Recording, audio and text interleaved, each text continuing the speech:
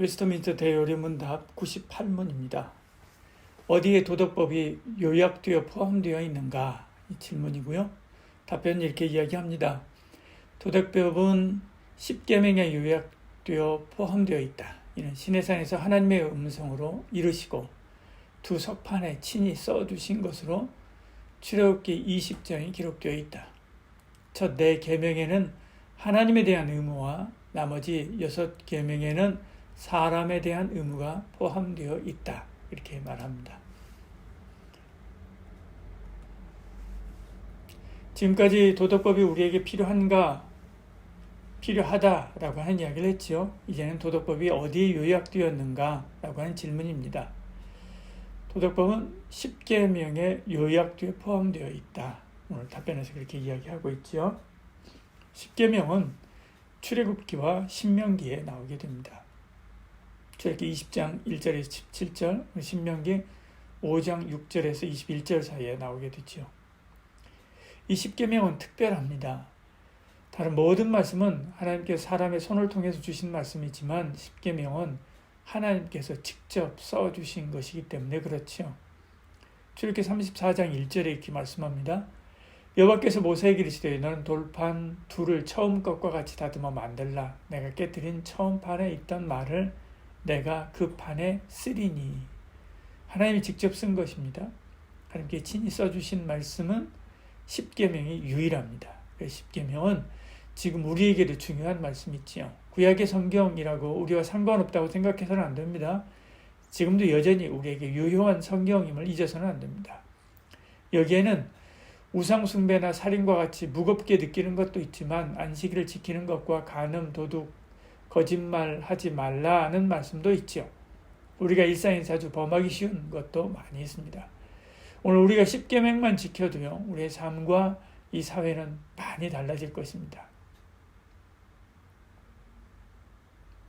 10계명은 하나님을 사랑하는 법입니다. 10계명은 두 돌판에 기록되어 있습니다.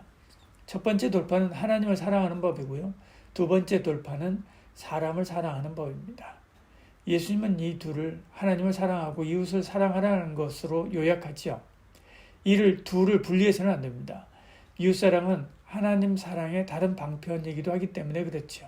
왜냐하면 사람은 누구나 하나님의 형상대로 지음받았습니다. 그들을 사랑하는 것이 곧 하나님을 사랑하는 것이죠.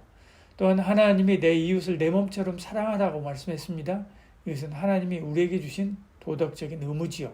그러므로 도둑질하고 거짓말하고 살인하는 것은 하나님을 대항하는 것입니다. 이 의무를 수행하는 것이 하나님을 사랑하는 것이고요. 그리고 이것을 행하는 것이 하나님을 향한 도덕적인 책임을 다하는 것입니다.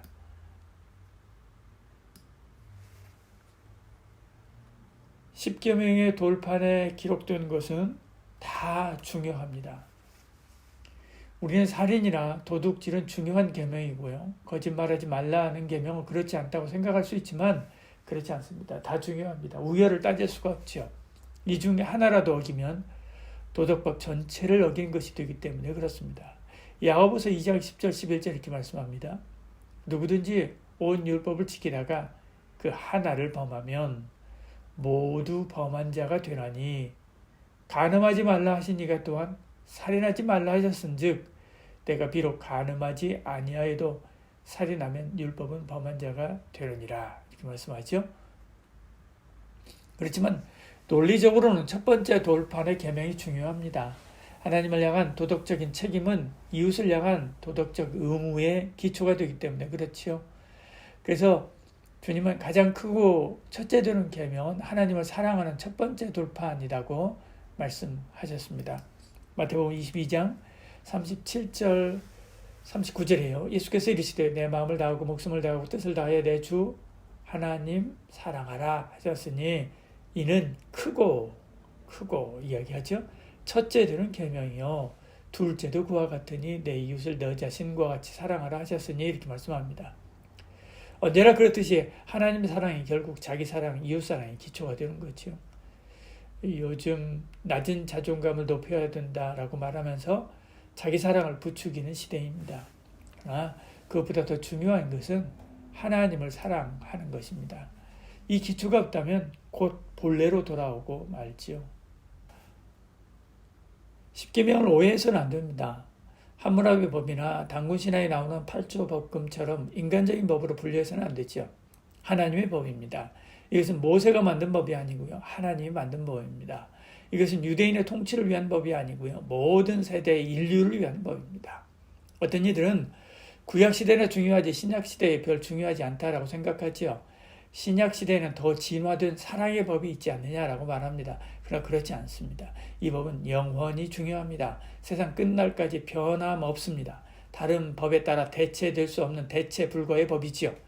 마치 주기도문이 기도의 대원칙으로 영원히 남아있듯이요. 사도신경이 믿음의 기준이 되듯이요. 십계명 구원받은 성도의 삶을 규정하는 것입니다. 주님도 십계명을 사랑했지요.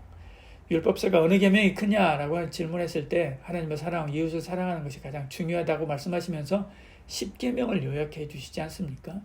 주님은 십자가로 이 율법을 완전하게 하셨습니다. 그래서 주님의 제자들도 십계명의 정신을 계승해서 가르쳤지요.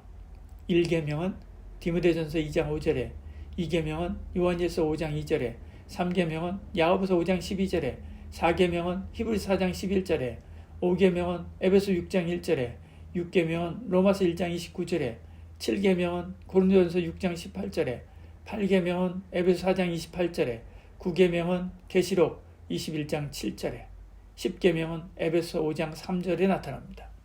이외에도 많이 나타나죠. 오해해서는 안 됩니다. 우리가 은혜 아래에 있다는 것은 율법의 저주에서 해방되었다는 것이지 율법이 없어졌다는 것은 아닙니다. 하나님은 우리에게 구약을 남겨주신 것은 구원을 위해서가 아니라 구원받은 자의 삶을 가르치기 위해서인 거지요.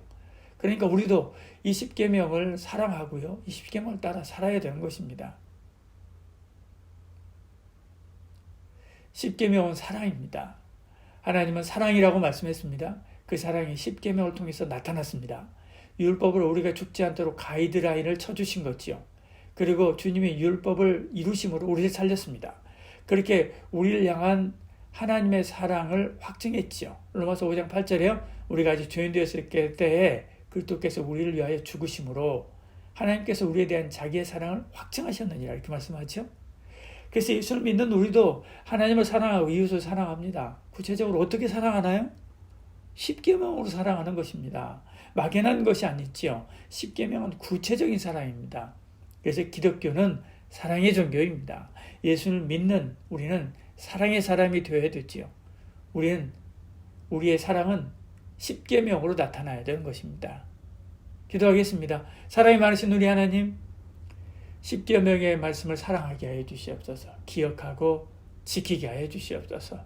십계명의 사랑으로 하나님을 사랑하고 이웃을 사랑하는 저희들 되게 하여 주시옵소서. 예수님 이름으로 기도합니다. 아멘.